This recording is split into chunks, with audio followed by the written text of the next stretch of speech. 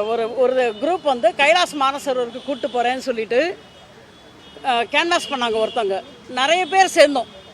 ஒவ்வொரு ஏரியாவிலேருந்து எல்லா ஏரியாவிலேருந்தே சேர்ந்துருக்காங்க. அம்பத்தூர், ஆவடி, டி நகர் எல்லா ஏரியாவிலேருந்தே சேர்ந்துருக்காங்க. 30,000 தான் அந்த ஆள் கேட்டாங்க. மானசரோவர் கூப்பிட்டு போகிறதுக்கு 30,000 தான் கேட்டாங்க. நாங்கள் அப்போவே சொன்னோம், 30,000 ரொம்ப கம்மியாக இருக்குது, இந்த ரேட்டுக்கு யாராலையும் கூப்பிட்டு போக முடியாது அப்படின்னு நாங்கள் சொன்னதுக்கு அவர் வந்து இல்லை இது ஸ்பான்சரிங் மூலமாக தான் போகிறோம், நிறைய பேர் வந்து ஸ்பான்சர் பண்ணுறாங்க. அப்போவே நாங்கள் அதை டவுட் கேட்டோம். 30,000 கூப்பிட்டு போக முடியாதுன்னு சொன்னதுக்கு இல்லை ஸ்பான்சரிங் தான் அது அப்படின்னு சொன்னதுனால உடனே ஜிபே பண்ணுங்கள், நாங்கள் வந்து ஒரு 50 பேர் தான் கூப்பிட்டு போகிறோம் அப்படின்னு நாங்கள் ஜிபே பண்ணோம். எல்லாருமே ஜிபே மூலமாக தான் பண்ணியிருக்கோம். சில பேர் கேஷாகவும் கொடுத்துருக்காங்க. ஆனால் வந்து கொடுத்து 1.5 வருஷம் மேலே ஆயிடுச்சு. கிட்டத்தட்ட 2 வருஷம் ஆக போகுது. கூட்டுட்டும் போகல, ரிப்ளையும் இல்லை, ஒன்றுமே இல்லை.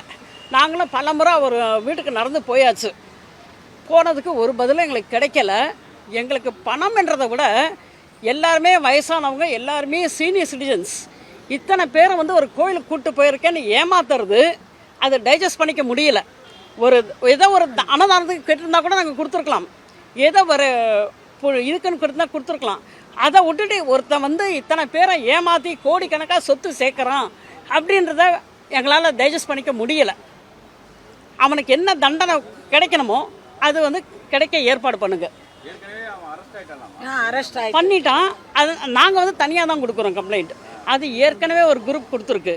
அது இல்லாமல் ட்ரிப்ளிகேனில் ஒரு குரூப் கொடுத்துருக்காங்க. இப்போ எங்களுக்கு தெரிய வருது. அதை பார்த்து தான் நாங்கள் இப்போ கொடுக்க வந்தோம். எல்லா ஏரியாலையுமே அவன் அந்த மாதிரி பண்ணியிருக்கான்.